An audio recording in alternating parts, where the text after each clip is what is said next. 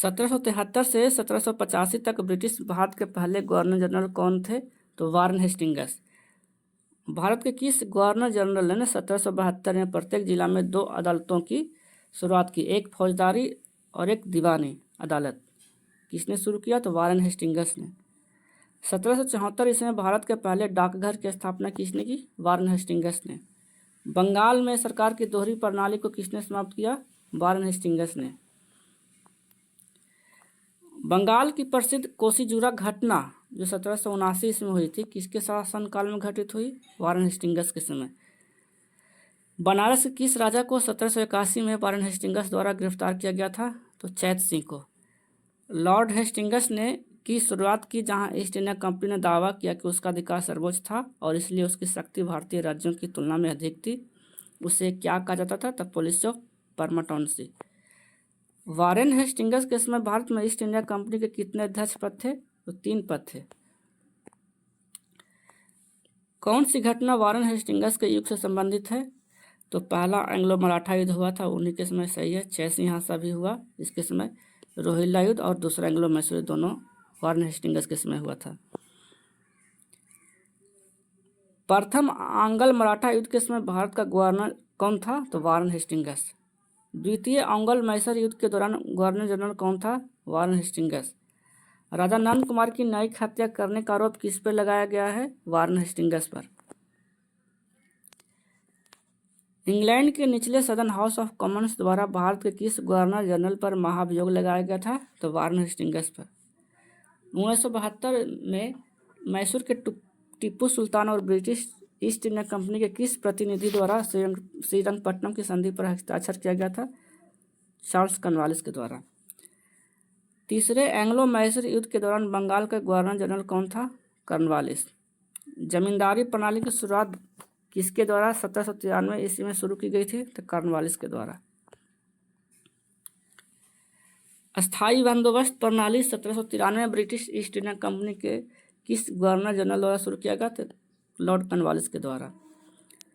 East India company और जमींदारों के बीच राजस्व को निश्चित करने के लिए 1793 में इस्तमरारी बंदोबस्त नीति किसने शुरू की थी? कॉर्नवालिस ने। लॉर्ड कॉर्नवालिस ने अस्थाई बंदोबस्त प्रणाली की शुरुआत कहाँ से की?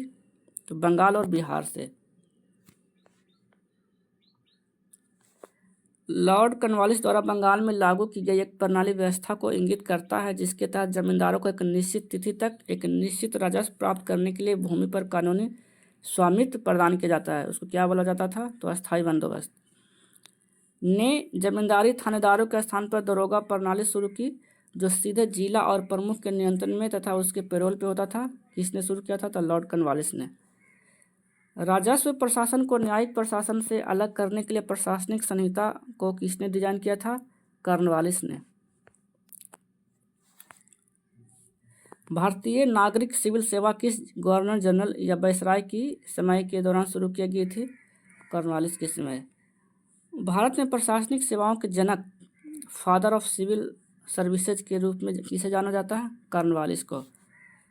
भारत में ब्रिटिश शासन के तहत किस गवर्नर जनरल ने ईस्ट इंडिया कंपनी के प्रशासन को पेशेवर नौकरशाही यूरोपीकृत किया? कॉर्नवालिस ने। लॉर्ड ब्लेजली ने कब तक भारत के गवर्नर जनरल थे? तो 1798 से 1805 ईस्वी तक। कौन से गवर्नर जनरल खुद को बंगाल का शेर कहते थे? तो लॉर्ड ब्लेजली। किस गवर्नर जनरल ने सहायक गठबंधन की नीति पेश की जिसके तहत भारतीय शासक ब्रिटिश सेना को अपने क्षेत्र में रखने के लिए सहमत हुए? ब्लेजली ने। सहायक गठबंधन प्रणाली जिसके तहत किसी भारतीय शासक को अपने खुद के सशस्त्र बलों को भंग करना पड़ता था और अपने क्षेत्र में ब्रिटिश सेना और निवासियों को स्वीकार करना पड़ता था, किसने शुरू की थी? ब्लेजली ने। 1800 ईस्वी में कोलकाता में फोर्ट विलियम कॉलेज के संस्थापक कौन था? तो ब्लेजली। 1833 के चार्टर अधिनियम के प्रावधानों के अनुसार किसकी अध्यक्षता में एक विधि आयोग का गठन किया गया था? मैकाले की अध्यक्षता में। भारत में अंग्रेजी शिक्षा के एक बड़े समर्थक थे टीबी मैकाले। शिक्षा पे मैकाले का कार्यवृत्त कब पारित किया गया था? 1835 ईस्वी में। उच्च शिक्षा के लिए भारत की आधिकारिक भाषा के रूप में अंग्रेजी को किसके द्वारा संकल्प निर्माण में शामिल किया गया था? मैकाले के द्वारा। लॉर्ड मिंटो ने अमृतसर की संधि से ठीक पहले रणजीत सिंह के पास शांति बनाने के लिए किसे भेजा था? तो चार्ल्स मेटकॉफ को। जब ईस्ट इंडिया काउंसिल एक्ट 1909 अधिनियम किया गया था तब भारत का वायसराय कौन था? Lord Minto. का इंडियन काउंसिल एक्ट, जिसे मार्लो मिंटो सुधार भी कहा जाता है, ब्रिटिश संसद में लागू किए गए सुधारों की श्रृंखला थी।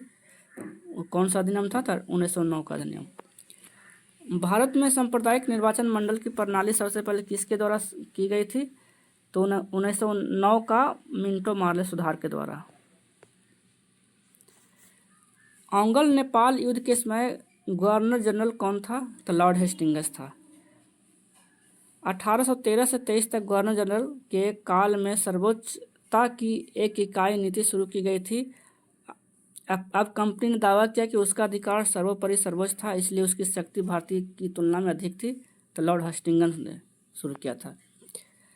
भारत के प्रथम गवर्नर जनरल कौन था? William Bentinck. भारत के किस गवर्नर जनरल ने 1829 में सती प्रथा को अपराध घोषित कर समाप्त किया था? विलियम बेंटिक ने।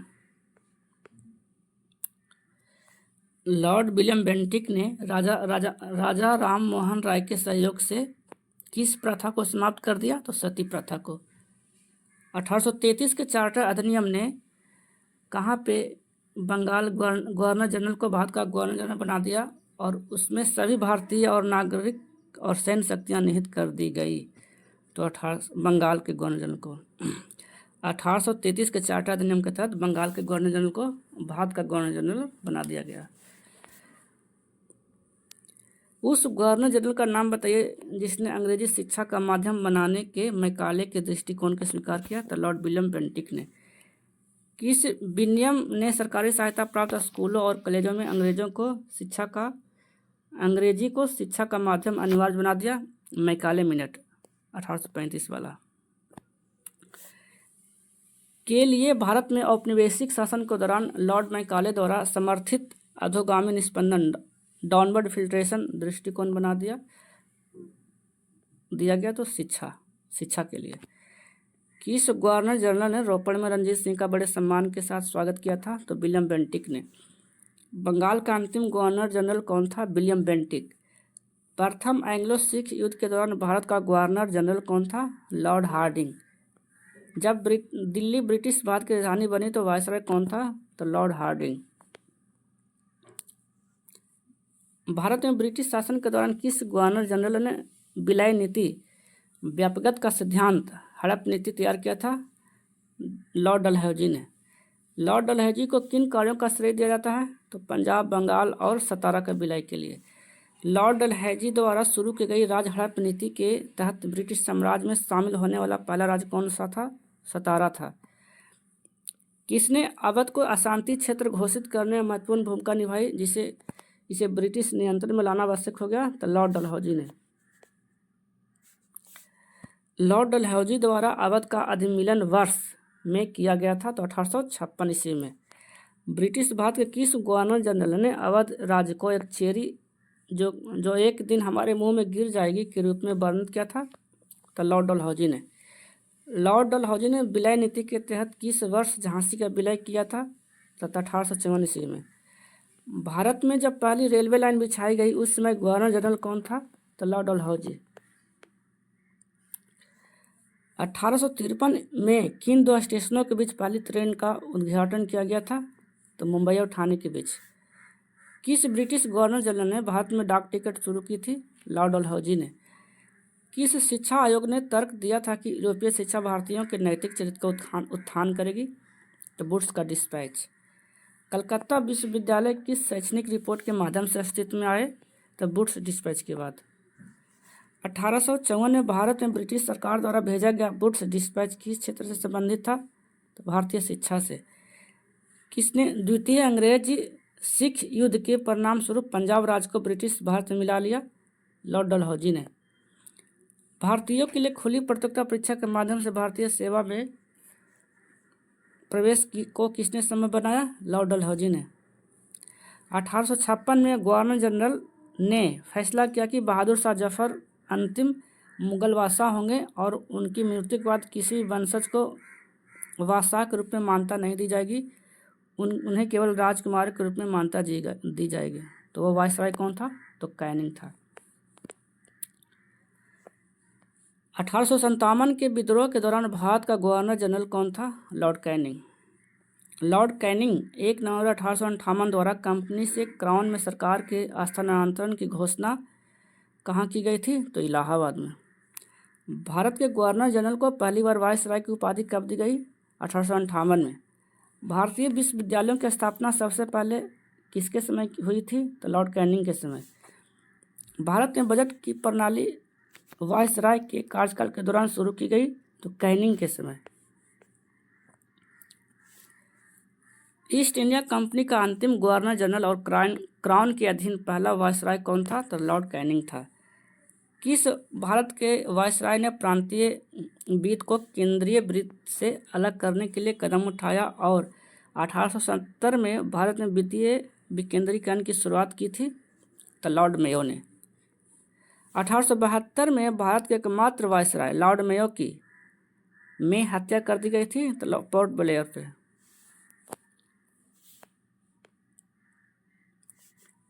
शाही उपाधि अधिनियम के माध्यम से महारानी विक्टोरिया ने केसर हिंद या भारत की महारानी की उपाधि धारण की। महारानी विक्टोरिया द्वारा उक्त धारण किए जाने के समय ब्रिटिश भारत का वायसराय कौन था? लॉर्ड लिटन ने। 1877 में किस वायसराय ने महारानी विक्टोरिया को भारत की महारानी के रूप में स्वीकार करने के लिए एक दरबार का आयोजन किया था? लॉर्ड लिटन ने। किसने 1878 के वर्नाक्यूलर प्रेस अधिनियम का प्रस्ताव रखा था? लॉर्ड लिटन ने। कौन सा विधेयक अधिनियम द्वारा भारतीय न्यायाधीशों द्वारा यूरोपीय शक्तियों के मुकदमे की सुनवाई करने का अधिकार प्रदान किया गया और देश में ब्रिटिश और भारतीय न्यायाधीशों के बीच समानता की मांग की गई? तो इलवर्ट बिल, जो 1884 में आया था। किन घटनाओं को वायसराय लिटन के समय का माना जाता है? तो अफगान युद्ध, आर्म्स एक्ट और प्रेस एक्ट।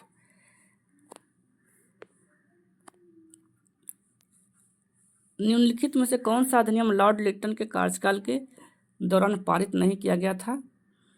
तो ये नहीं किया गया था। द इंडियन टेलीग्राफ एक्ट पारित नहीं किया गया था, द आर्म्स एक्ट पारित किया गया था, the vernacular press act, Indian telegraph act, तीनों पारित किया गया था।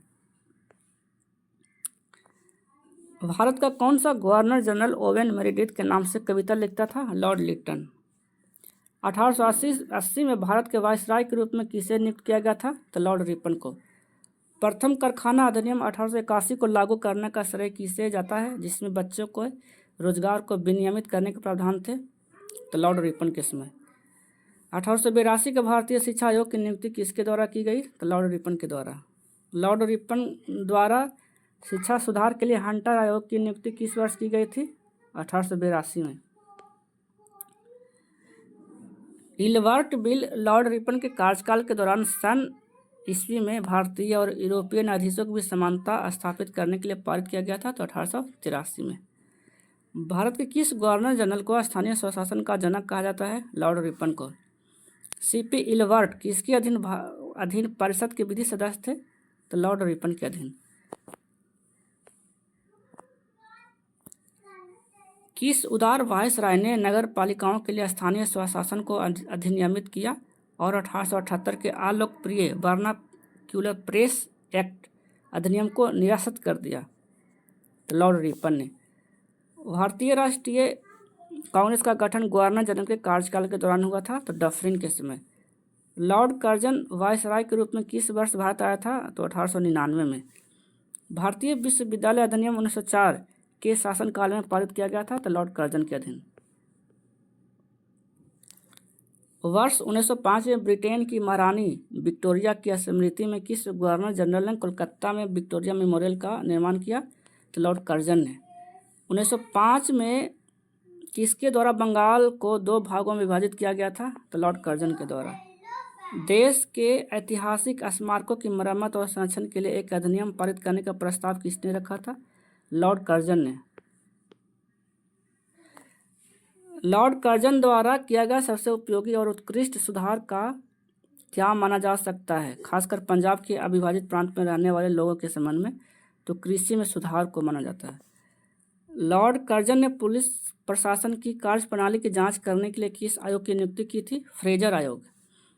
उस भारतीय चित्रकार का नाम बताइए जिसे भारत के ब्रिटिश वायसराय लॉर्ड कर्जन द्वारा केसर हिंद स्वर्ण पदक से सम्मानित किया गया था। राजा रवि वर्मा को। लॉर्ड कर्जन के समय में क्या किया गया था? तब बंगाल का विभाजन किया गया था, भारतीय लोकसेवा मंडल का गठन किया गया था, अकाल आयोग की स्थापना किया गया था। 1919 के अधिनियम में द्वैध शासन की अवधारणा को लागू करने के लिए जिम्मेदार व्यक्ति कौन है? तो मॉन्टेग्यू। रॉलेट एक्ट 1919 के कार्यकाल के दौरान अधिनियमित किया गया था, चेम्सफोर्ड केस में। किस अधिनियम को मॉन्टेग्यू चेम्सफोर्ड सुधार के नाम से भी जाना जाता है? भारत सरकार अधिनियम 1919 को। काकोरी ट्रेन कांड के समय भारत का वायसराय कौन था? लॉर्ड रीडिंग था। गांधी जी द्वारा आरंभ की गई दांडी यात्रा के समय भारत का वायसराय कौन था? तो लॉर्ड इरविन था। M.K. गांधी ने 5 मार्च 1931 को संवैधानिक सुधारों की शर्तों पर बातचीत पर भारतीय राष्ट्रीय कांग्रेस की ओर से किसके साथ आधिकारिक बैठक में भाग लिया? तो लॉर्ड इरविन के साथ। मेरठ षड्यंत्र का मुकदमा किस वायसराय के काल में चला? लॉर्ड इरविन के समय। भारत के किस वायसराय ने अगस्त ऑफर के नाम से की जाने वाली घोषणा की? तो लॉर्ड लिनलिथगो ने। भारत छोड़ो आंदोलन के समय वायसराय कौन था? तो लॉर्ड लिनलिथगो। भारत के किस वायसराय ने 1943 ईस्वी के बंगाल के अकाल को संबोधित करते हुए सेना को आदेश दिया कि वह भूखे ग्रामीण बंगालियों को राहत आपूर्ति वितरित करे? तो लॉर्ड लिथगो ने। 1947 में लॉर्ड माउंटबेटन द्वारा वायसराय के रूप में किसे प्रतिस्थापित किया गया था? तो लॉर्ड बेवेल को। विभाजन परिषद के अध्यक्ष कौन थे? Lord Mountbatten. एक धर्मनिरपेक्ष भारत और इस्लामी पाकिस्तान में ब्रिटिश भारतीय साम्राज्य के द्विवीय विभाजन की घोषणा की? तो माउंटबेटन ने। 15 अगस्त 1947 को औपनिवेशिक शासन से भारत की आज़ादी के समय कौन भारत का वायसराय था? तो माउंटबेटन। भारत और पाकिस्तान के स्वतंत्र राज्यों के निर्माण की देखरेख करने वाला भारत के अंतिम वायसराय कौन था? तो लॉर्ड माउंटबेटन। स्वतंत्र भारत के प्रथम गवर्नर जनरल और ब्रिटिश भारत के अंतिम गवर्नर कौन था? तो लॉर्ड माउंटबेटन। भारत में ब्रिटिश राज के संस्थापकों में से एक रॉबर्ट क्लाइव किस वर्ष में भारत आया था? तो 1743 ईस्वी को आया था। बंगाल के दोहरे शासन व्यवस्था की नीति किस गवर्नर जनरल के दिमाग की उपज थी? तो लॉर्ड क्लाइव की। 1919 में घटित जालियांवाला बाग नरसंहार कांड का दोष ब्रिटिश सेना के किस जनरल पर था? तो जनरल डायर पर। बैसाखी के दिन 1919 ईस्वी को लोगों के भीड़ पर किसके द्वारा जारी किया गया आदेश भारत के स्वतंत्र संग्राम में एक महत्वपूर्ण मोड़ बन गया? जनरल डायर द्वारा दिया गया था और चेम्सफोर्ड के समय हुआ था। 1919 में अमृतसर में जालियांवाला बाग हत्याकांड हुआ था, तब Sir Michael O'Dwyer Punjab के लेफ्टिनेंट गवर्नर थे। इस घटना के 21 वर्ष बाद किसने उनकी हत्या कर दी? तो सरदार उधम सिंह ने। 1815 में भारत का पहला सर्वेयर जनरल किसे नियुक्त किया गया था? कॉलिन मैकेंजी को। एल्फिंस्टन 1819-1827 के दौरान भारत के किस प्रांत के गवर्नर थे? तो बम्बई के। सर जॉन लॉरेंस ने किस वर्ष में शिमला को ब्रिटिश साम्राज्य की ग्रीष्मकालीन राजधानी घोषित किया था? तो 1864 ईस्वी को। ब्रिटिश राज में सिंध का विलय किस गवर्नर जनरल के माध्यम से किया गया था? एलनबरो के समय। स्वामी दयानंद सरस्वती द्वारा आर्य समाज की स्थापना किए जाने के समय भारत का वायसराय कौन था? Lord Northbrook. किस वायसराय के काल के दौरान 3 मुख्य शहरों कलकत्ता, मद्रास और बॉम्बे में उच्च न्यायालय अस्तित्व में आए? जॉन लॉरेंस के समय। किस ब्रिटिश अधिकारी ने कुख्यात क्रॉलिंग ऑर्डर जारी किया था जिसके तहत भारतीयों को हाथ पैरों के बल रेंगते हुए गली से गुजरना पड़ता था? General Dyer. किस ब्रिटिश अधिकारी के गोली चलाने के आदेश के परिणाम स्वरूप जालियांवाला बाग हत्याकांड हुआ? रेजिनाल्ड डायर के कारण। लॉर्ड बेवेल ने किस समझौते के लिए कांग्रेस और मुस्लिम लीग के नेताओं के बीच एक सम्मेलन कहाँ बुलाया था? तो शिमला में। सूची 1 और सूची 2 का मिलान कीजिए। वारेन हेस्टिंग्स का कार्यकाल 1772 से 1785। लॉर्ड कॉर्नवालिस का कार्यकाल 1786 से 1793 तक। सर जॉन शोर का कार्यकाल 1793 से 1798। लॉर्ड ब्लेजली का कार्यकाल 1798 से 1805 ईस्वी। सूची 1 और सूची 2 से मिलान कीजिए। The Calcutta Madrasa Warren Hastings द्वारा स्थापित किया गया। एशियाटिक सोसाइटी ऑफ बंगाल की स्थापना विलियम जोन्स के द्वारा स्थापित किया। बनारस में संस्कृत कॉलेज की स्थापना जोनाथन डंकन के द्वारा।